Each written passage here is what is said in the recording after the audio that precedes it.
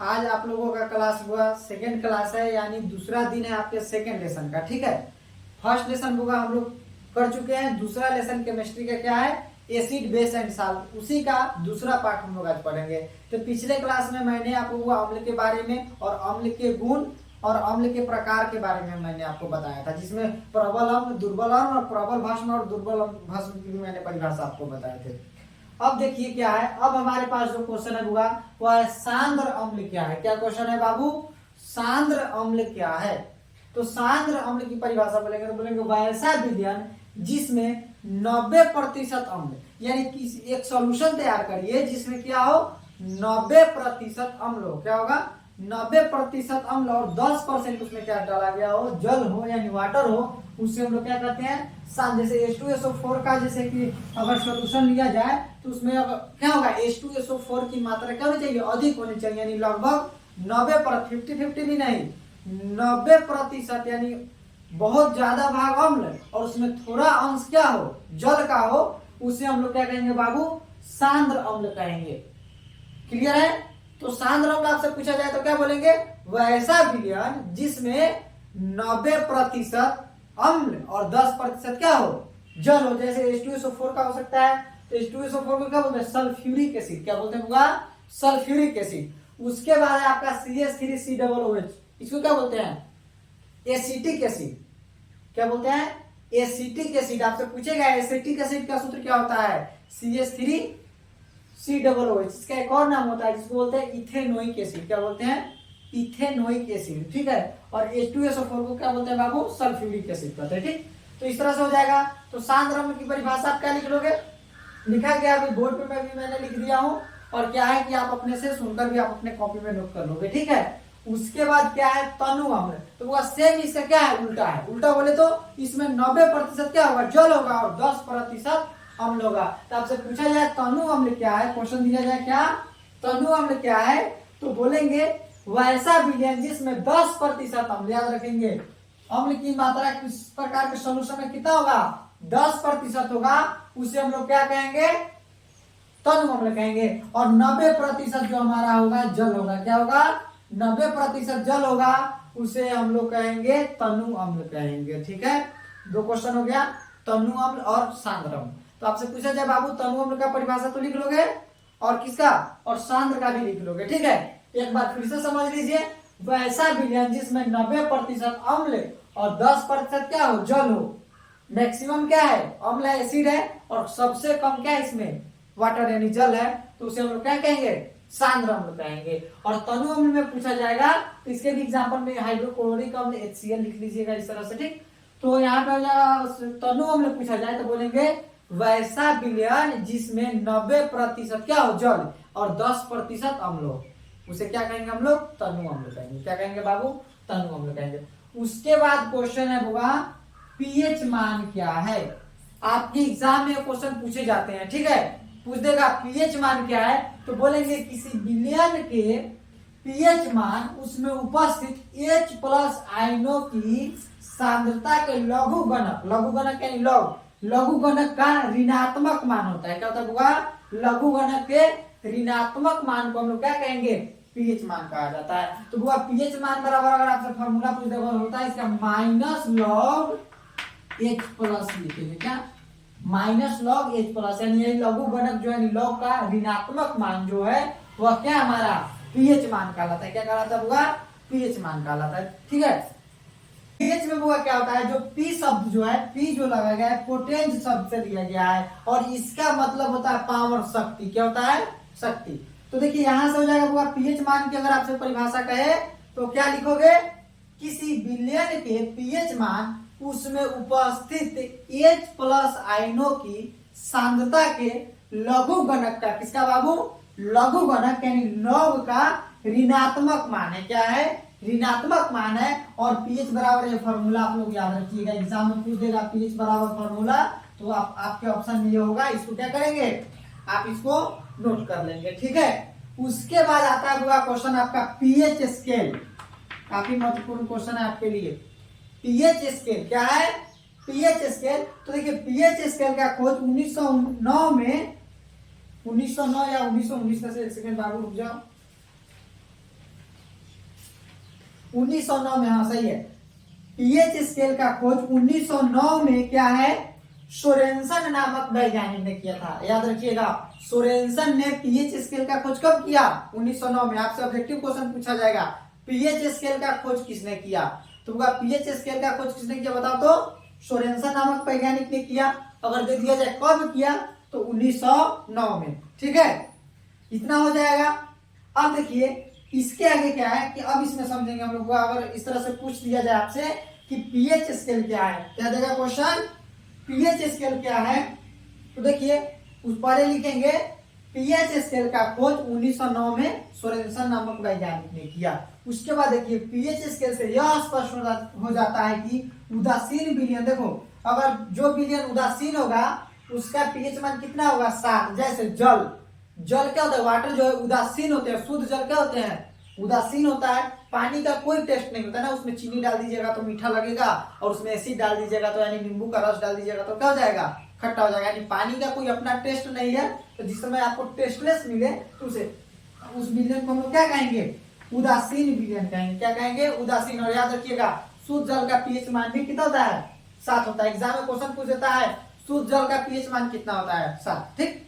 उसके बाद देखिए यदि अगर हम लोग देखें पीएच स्केल में अगर 6 से कम की तरफ बढ़ेंगे, यानी 7 से 6, 5, 4, 3 इस तरह की तरफ जाएंगे तो वह क्या होगा, अम्लीयता बढ़ती जाती है। यानी 7 से कम जिसका पीएच मान होगा वह सब क्या होगा, अम्लीय होगा। याद रखिएगा 7 से कम पीएच वाले सॉल्यूशन का यानी विलयन का गुण किस तरह का होगा, अम्लीय होगा। किस तरह का होगा, अम्लीय यानी एसिडिक होगा, उसका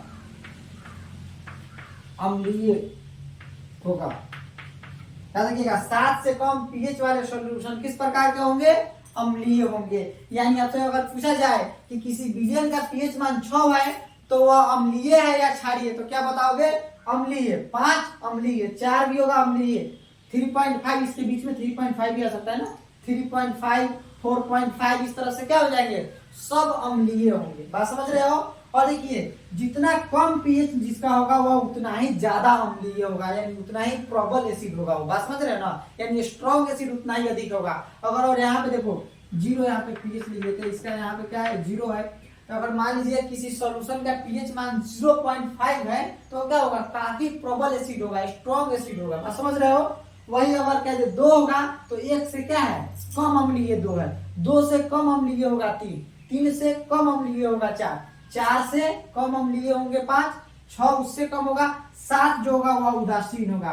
किस तरह का होगा, उदासीन, यानी इसका कोई आपको टेस्ट नहीं पता चलेगा, ठीक है। तो याद रखिएगा 7 से कम की तरफ जाने पर क्या होगा, पीएच स्केल में उसकी अम्लीयता बढ़ती है। यानी 6 का पीएच, अगर पीएच 6 है जिस समय, वह क्या होगा, अम्लीय तो होगा, लेकिन अगर 5 से कंपेयर किया जाए तो 6 क्या होगा, कम अम्लीय होगा, और 5 क्या होगा, ज्यादा अम्लीय होगा, ठीक है। तो पीएच में जिसका मान आपको जितना कम मिले वो उतना ही क्या होगा, प्रबल होगा, ठीक। और 7 से कम वाले विलयन का पीएच मान जितना होगा वह किस प्रकार का होगा, वह विलयन अम्लीय होगा। याद रखिएगा 7 से कम वाले विलयन, यानी 7 से जिसका विलयन का पीएच मान कम है वह क्या होगा, अम्लीय होगा। 7 का उदासीन होता है, और उसके बाद 7 से अधिक यानी 8 जो होगा वह क्या होगा, क्षारीय होगा। 7 से अधिक वाले का अगर वही देखा जाए, 7 से अधिक पीएच मान वाला विलयन किस तरह का होगा, क्षारीय होगा। याद रखिएगा क्षारीय, किस तरह का होगा, क्षारीय होंगे। तो जिस विलयन का पीएच मान क्या होगा, 7 से अधिक होगा वह क्या होगा, क्षारीय होगा। यदि इस बात को ध्यान रखिएगा, ठीक है। और देखा जाए तो वह इसमें क्या करेंगे, 7 से ऊपर जितना बढ़ेंगे उसकी क्षारीयता क्या होती जाएगी, बढ़ती जाएगी। यानी देखो इसमें क्या था, 8 जो है वह क्षारीय तो होगा, लेकिन 9 से कम क्षारीय होगा, 9 अधिक क्षारीय होगा, 10 उससे ज्यादा अधिक क्षारीय होगा, 11 उससे ज्यादा अधिक क्षारीय होगा, 12 भी उससे ज्यादा अधिक क्षारीय होगा, 13 भी उससे ज्यादा अधिक क्षारीय होगा, 14 भी क्या होगा, उससे अधिक क्षारीय होगा। याद रहेगा। तो इस तरह से बाबू आप याद कर लोगे, देखो पीएच स्केल का खोज भी पता चल गया, किसने किया? सोरेनसन ने। कब किया? 1909 में किया, ठीक है। उसके बाद देखिए उदासीन विलयन का पीएच मान 7, 7 से जिस विलयन का पीएच मान कम होगा वो क्या होगा? अम्लीय होगा। और जिसका पीएच मान जितना ही अम्ल में कम होता है वो उतना ही प्रबल एसिड यानी प्रबल अम्ल होता है। जैसे जिसका पीएच मान 1 होगा तो क्या होगा? काफी प्रबल एसिड होगा। जैसे अगर देखा जाए होगा पीएच मान 1 तो अमाशय हाइड्रोक्लोरिक एसिड का पीएच 1 होता है, तो क्या है? काफी ज्यादा प्रबल है। उसके बाद अगर देखा जाए इस तरह से, अगर बुक में आपके बहुत सारे क्वेश्चन दिए गए हैं, जैसे दूध का पीएच मान अगर देखा जाए तो 6.5, तो वह बहुत कम अम्लीय होता है। 6.5 है दूध का, यह कम अम्लीय है। आगे हम लोग पढ़ेंगे कि किस पदार्थ का कितना पीएच मान होता है, जो आपके एग्जाम में पूछे जाते हैं। बस इसके जस्ट बाद मैं आपको बताऊंगा, ठीक है। तो इतना आप समझ गए, पीएच स्केल समझ गए, पीएच मान समझ गए, तनु अम्ल और सांद्र अम्ल। इतना मैंने आपको 4 क्वेश्चन को करा दिया। और इतना को आप क्या करें, अपने कॉपी में इसको नोट करिए, ठीक है। देखो एक बार और इसको बता देते हैं। पीएच यहाँ तो लिखिएगा पीएच स्केल क्या है, जो क्वेश्चन लिखे हैं उसमें लिखिएगा पीएच स्केल का खोज 1909 में सोरेनसन नामक वैज्ञानिक ने किया था। कौन किया था बाबू? सोरेनसन नामक वैज्ञानिक ने किया था, ठीक है। उसके बाद बोलेंगे पीएच स्केल से यह स्पष्ट होता है कि, इसके बाद पैराग्राफ चेंज करके लिखना, पीएच स्केल से यह स्पष्ट होता है कि उदासीन विलयन का पीएच मान क्या होता है? 7 होता है। और जिस विलयन का पीएच मान 7 से कम होता है वो क्या होते हैं? अम्लीय होते हैं। और जिस विलयन का पीएच मान 7 से अधिक होता है वो क्या होते हैं? क्षारीय प्रकृति के होते हैं। इतना आप क्या करेंगे? नोट कर लेंगे। और इस तरह से उसके नीचे एक डायग्राम बना लीजिएगा जो मैंने यहाँ पे बताया हूं। तो इतना नोट करिए, फिर हम आपको इसके आगे बताते हैं। देखिए हमने बोला पीएच मान, पीएच स्केल सबके बारे में बता दिया, ठीक है। उसके बाद अम्ल के बारे में, अम्ल के गुण भी बता दिए। अब क्वेश्चन है बुआ कुछ पदार्थ और उसमें उपस्थित अम्ल, यानी कुछ ऐसे कुछ पदार्थों में कौन कौन से अम्ल पाए जाते हैं, इन सब के बारे में और उनके पीएच मान के बारे में भी हम लोग पढ़ेंगे, ठीक है। तो देखिए अगर हम बात करें, यहाँ पे देखो तो लिखा गया है पदार्थ और उसमें उपस्थित अम्ल, यानी यहाँ पे जो पदार्थ दिए गए हैं इनमें कौन सा अम्ल, किस पदार्थ में कौन सा अम्ल उपस्थित होता है, इसके बारे में हम लोग जानेंगे। इससे आपके बोर्ड में ऑब्जेक्टिव क्वेश्चन पूछे जाते हैं। अगर आप इसको कर लीजिएगा पूरे को, और यहाँ पे देखो पदार्थ और उसका पीएच मान भी दिया गया है, यानी कुछ विलयन के पीएच मान भी दिए गए। अगर इतना को आप लोग कंफर्म कर देते, इसमें कितना है? 12-13 इसमें है और 10 इसमें है। अगर दोनों का यानी 22-23 क्वेश्चन इसमें से आप याद कर लीजिएगा, और उनके आंसर तो आपके बोर्ड में 2-3 नंबर तो आसानी से इसमें से आ जाएंगे, ठीक है। तो आप इसको ध्यान से पढ़िएगा, ठीक, और एक एक को नोट करिएगा और याद भी कर लीजिएगा, ठीक है। तो यहाँ पे देखिए कि अगर देखा जाए पदार्थ और उसमें देखा गया है, लिखा गया आपका संतरा, तो वो संतरा या नींबू रस में पाया जाता है आपका सिट्रिक एसिड। क्या पाया जाता है? सिट्रिक एसिड बोलते हैं, सिट्रिक अम्ल जिसको बोलते हैं, वह किसमें पाया जाता है? नींबू रस एवं संतरा में पाया जाता है। जो मार्केट में मिलता है संतरा वो, या नींबू तो आप लोग जानते ही हैं, लेमन। उसके बाद क्या हुआ? सेब, सेब यानी एप्पल में जो है आपका मौलिक एसिड पाया जाता है। कौन सा है? मौलिक अम्ल पाया जाता है, याद रखिएगा। मौलिक एसिड किसमें पाया जाता है? एप्पल में यानी सेब में पाया जाता है, ठीक है। उसके बाद अगर पूछे इमली, तो इमली में जो होता है, इमली तो खाकर भी देखो खट्टा होता है ना, देखो ये सब क्या है? एसिड ही लिखे है, जिसमें जितना है सब में क्या पाया जाता है? एसिड पाया जाता है। यानी इन सबका पीएच मान होगा वह 7 से क्या होगा? कम होगा। पीएच स्केल में पता है ना, जिस विलयन का पीएच मान 7 से कम होता है वो क्या होता है? अम्लीय होता है। और इसमें टोटल में अम्ल है, देखो नाम में एसिड है, यानी क्या है? उसका पीएच मान 7 से कम होगा। तो अगर इमली का पीएच मान आपसे, सॉरी पीएच मान बोल रहे हैं, इमली में अगर उपस्थित अम्ल पूछा जाए तो क्या बोलेगा? टार्टिक अम्ल। क्या हो जाएगा बुआ? टार्टिक अम्ल। किसमें है? इमली में उपस्थित अम्ल क्या है? टार्टिक अम्ल उपस्थित है, ठीक है। उसके बाद देखिए यहाँ सिरका, सिरका में जो है, सिरका में क्या है? एसिटिक एसिड पाया जाता है। कौन सा एसिड? Acetic acid. आपको एसिटिक एसिड का सूत्र भी बताया है, CH3COOH, यही ना है एसिटिक एसिड। याद रखिएगा एसिटिक एसिड का सूत्र एग्जाम में पूछा जाता है, तो क्या लिखेंगे? CH3COOH, ठीक है। उसके बाद है दही, तो दही में बुआ लैक्टिक अम्ल पाया जाता है। कौन सा अम्ल पाया जाता है? लैक्टिक अम्ल पाया जाता है, याद रखिएगा। लैक्टिक अम्ल किसमें पाया जाता है? तो दही में पाया जाता है। दही में उपस्थित अम्ल आपसे पूछेगा तो क्या बोलेंगे? लैक्टिक अम्ल बोलेंगे, हो जाएगा। उसके बाद क्या है, टमाटर। टमाटर में बुआ पाया जाता है ऑक्जेलिक एसिड, यानी ऑक्जेलिक अम्ल पाया जाता है। टमाटर में कौन सा अम्ल पाया जाता है, ऑक्जेलिक एसिड पाया जाता है। अमाशय रस, अमाशय रस जिसको बोलते हैं हाइड्रोक्लोरिक एसिड, क्या बोलते हैं बुआ, हाइड्रोक्लोरिक एसिड, जिसको HCl लिखे हैं, इसका पूरा नाम क्या लिखेंगे, हाइड्रोक्लोरिक एसिड। ठीक है, तो यहाँ से आप निकाल सकते हो। तो आपसे पूछा जाएगा अमाशय रस में कौन सा अम्ल पाया जाता है, तो HCl, बोले तो हाइड्रोक्लोरिक एसिड होता है। कौन सा होता है एसिड, हाइड्रोक्लोरिक एसिड होता है। ठीक है, उसके बाद क्या है, चाय। चाय टी जिसको बोलते हैं, हमेशा पीते हैं ना हम लोग, रेगुलर जो यूज करते हैं। तो देखिए चाय में क्या है, कौन सा अम्ल पाया जाता है बुआ, चाय में टैनिक अम्ल पाया जाता है। याद रखिएगा, चाय में उपस्थित अम्ल तो टैनिक अम्ल। ठीक है, उसके बाद है विटामिन सी। तो विटामिन सी में एस्कॉर्बिक एसिड पाया जाता है। कौन सा, एस्कॉर्बिक एसिड। याद रखोगे, विटामिन सी में एस्कॉर्बिक एसिड। लाल चिट्टी, लाल चिट्टी जो था ना, उसमें क्या होता है, फॉर्मिक एसिड पाया जाता है। क्या पाया जाता है, फॉर्मिक एसिड पाया जाता है। याद रखिएगा। देखो, और अम्ल जो है अगर किसी स्किन वगैरह पे अगर छू जाए, अगर हाथों पे चमड़ों पर गिर जाए, तो उसको क्या करना चाहिए, पानी से अच्छे से धोकर उसमें हल्का भस्म अगर लगा दीजिएगा, तो क्या होगा, अम्ल क्या करता है, भस्म से जेक करके क्या कर देगा, लवण बना लेगा और उसको उदासीन कर देगा। बात समझ रहे हो ना। तो उस समय क्या होगा, आपका हाथ सुरक्षित बच सकता है। इस चीज को याद रखना। ठीक, तो देखिए यहाँ पे क्या है, आपसे लाल चिट्ठी में कौन सा अम्ल पाया जाता है, फॉर्मिक एसिड। बस समझ रहे हो ना। तो लाल चिट्ठी हो गया, उसके बाद विटामिन सी, इन सबको जितना बता दिए, इन सबको आप क्या करोगे, नोट कर लोगे और याद कर लोगे। ठीक है, इतना को नोट करिए। फिर उसके बाद हम लोग देखेंगे कुछ समान विलयनों के पीएच मान। जैसे अमाशय रस पूछा जाएगा आपसे, अमाशय रस का पीएच मान कितना होता है। अमाशय रस बोले तो हाइड्रोक्लोरिक एसिड, इसका पीएच मान कितना होगा बुआ, 1 होगा। ठीक है, उसके बाद नींबू रस, नींबू रस किसमें पाया जाता है, यानी सिट्रिक एसिड। सिट्रिक एसिड का पीएच मान आपसे पूछा जाएगा, क्या होगा, 2.5। उसके बाद है सिरका।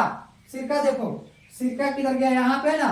सिरका में कौन सा एसिड है, एसिटिक एसिड। क्या है, एसिटिक एसिड। और एसिटिक एसिड का पीएच मान कितना हो जाएगा, 3 हो जाएगा। टमाटर रस, तो वो टमाटर रस में कौन सा, ऑक्जेलिक एसिड। तो ऑक्जेलिक एसिड का पीएच मान कितना हो जाएगा आपका, 4.1, यानी टमाटर रस का। और पसीना, गर्मी के दिनों में देखते हो ना, जो पसीना हमारे शरीर से निकलते हैं, उसका पीएच मान कितना होता है, 4.5, यानी 4.5। बस समझ ना, 4.5 होता है। अम्ल वर्षा, देखिए क्या होता है कि जब अम्ल वर्षा होती है, अम्ल वर्षा जानते हो ना, अम्ल वर्षा बरसात के समय में क्या था, कभी कभी फसल क्या जाता है, जल जाते हैं। देखिएगा वर्षा के कारण उस समय क्या होता है, उस समय क्या होता है, देखो वैसे तो जल का पीएच मान 7 होता है, लेकिन कभी कभी पानी का पीएच मान घट जाने की वजह से अगर वही क्या 5.6 के करीब आ जाता है, अगर उसका पीएच मान घटकर, तो उस समय क्या जाता है, अम्लीय हो जाता है। और उस अम्ल वर्षा का पीएच मान कितना, 5.6 होता है। उसके बाद यूरिन, जिसको पेशाब बोलते हैं, यूरिन का जो पीएच मान होगा ना, वो कितना होगा, 6 होगा। याद रखिएगा। दूध जो हम लोग पीते हैं, दूध का पीएच मान कितना हो जाता है, 6.5। कंफ्यूज मत करना, फेंकना नहीं। दूध का होता है 6.5 और यूरिन का कितना होता है, 6।